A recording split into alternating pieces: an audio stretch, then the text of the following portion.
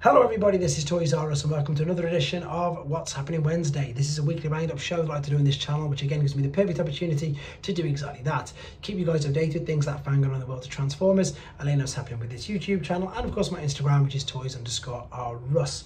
Still so much going on at the moment. I'm probably going to be doing another 2 or 3 of these right through into the Transformer Facts Friday, and I'm going to kick off with some listings. So as I suppose told everybody in the previous What's Happening Wednesday video about the Origin Bumblebee reissue that's coming later in the year, there's also going to be another crossover. This time it is with Beyblades. So this is via TFW 2005. There are actual listings been found. We don't know what the products are. I haven't got any idea at all. All it says is Beyblades Trans Op Megatron and Beyblades Trans Op Starscream. So as and when we find out more, of course, I'll let you guys know as well. Also, this is just a recap. I'm not going to read through them all. I've done 2 separate videos on these, but if you want to get the lists for yourself of all the figures that are going to be released under the different toy lines next year, the lists you saw with me were from T-Formers, but they're also on TFW 2005 as well, so you can catch up with all the listings. Right, this is great, to be fair. So I think it was 2 weeks ago I mentioned about the collaboration with the tyres and all that, and to be honest, because it's not going on in the UK, I don't really know too much about it. But via Monroe Tyres, obviously they're continuing the 40th anniversary with Transformers. So what they've done is they've got some really old, I suppose, they've got the old figures and they're just basically doing really old commercials with the Transformers. It's really interesting to watch. For obvious reasons, I can't show you them. If you head to TFW 2005, you can see, I've zoomed in on a couple of them. You've got, obviously, here playing with original Generation 1 figures. It's got the voices of Greg Berger, who does Grimlock as well. There's 2 separate videos to watch. Yeah, and they're fun, to be honest. As I say, there's nothing like that going on in the UK though, but yeah, it's worthwhile having a nose anyway, just because it's there and it's something that's interesting. We have much more clearer images, unfortunately no more actual pictures of Masterpiece 60, which is of course Jinrai. As you can see there, the image is now completely clear. It's not hazy, it's not pixelated, you can actually see it, and there's also a translated version of this again on TFW 2005. We just await official, as I say, more images from Takara, which I'm sure they'll be coming soon, because as I say, at the moment we're being flooded with absolutely everything, as of course it is the 40th anniversary.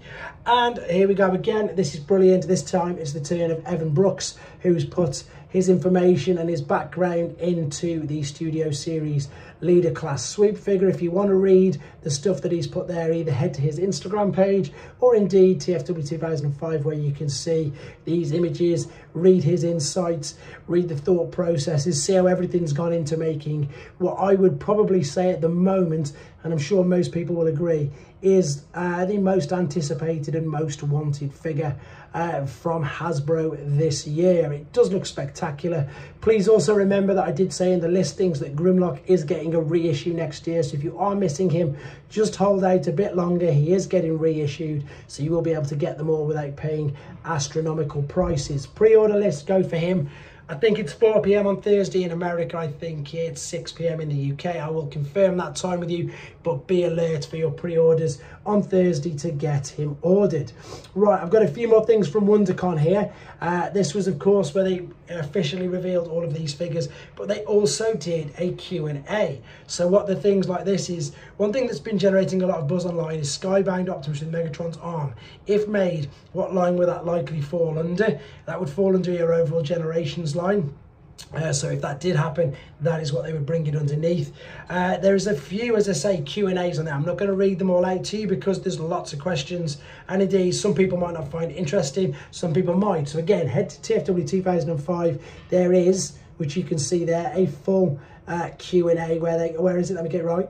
There's about 6 or 7 lines of questions. So if you want to read them and see what they're asking, it's great to find out what, of course, what they're replying with. Right, here are some official images again of these products, but it's nice that we've got, as I say, proper images, proper officially photos taken, and again, I suppose it just whets your appetite more for these figures, especially seeing them transform correctly, seeing them with the correct weapons in the correct poses, etc. No mistransformations. And again, these go up for pre-order with Swoop this Thursday. So that's going to be Studio Series 111. That is crazy to think that we're that high up already. They did mention something about fixing this guy's arm. I can't remember exactly what was wrong with it, because of course I never saw it and I haven't seen any of the reviews on it, but they are really highlighting that they fixed his arm. Just again to reiterate, it is a new mold, and again I'm looking forward to this. So this is the Studio Series Gamers number 7, and of course then we had we've got Swoop, and then we've got Shockwave. So more images of what I already said is got to be the most anticipated figure. Just to clarify, the 2 swords there, one of them is definitely going to be Grimlock, so that's confirmed. 2 swords with them, one is for Grimlock, so that's great as well, just I suppose in time for when they reissue Grimlock next year as well. Studio Series 86, 21 steps to transform. There he is, packaging and figure. And then finally, of course, this is a huge Voyager class figure. Really like this, really like the concept. Think he looks great. Like the core class figure, to be honest, of him. And I don't know why, I don't know what it is about Shockwave that I love. I think he looks great.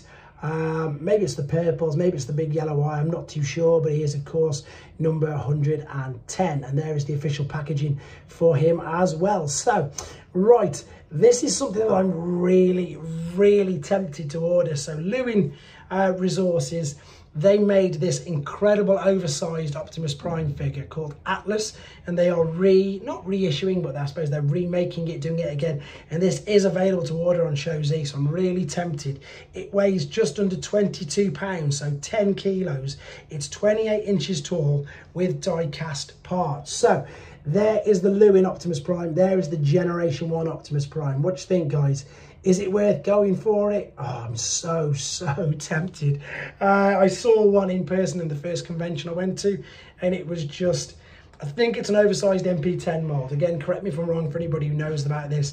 It just looks spectacular. As when we get more images, I will of course share them with you.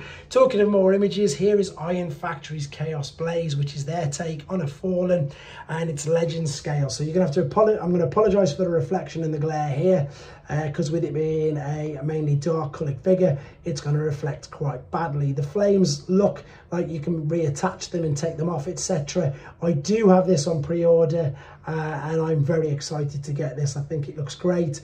I liked it from the moment I first saw the concept images of it, because with a lot of the third-party figures, they tend to do that. They tend to tease and show a few images before, of course, we get anything like this. And I'm sure you'll agree, it looks great. It does transform as well. So it's not just like an action figure in just robot mode. It looks so good.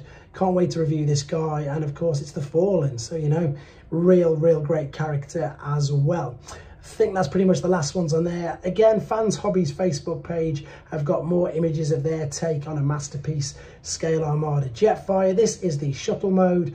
Again, it looks spectacular. Colour scheme works well.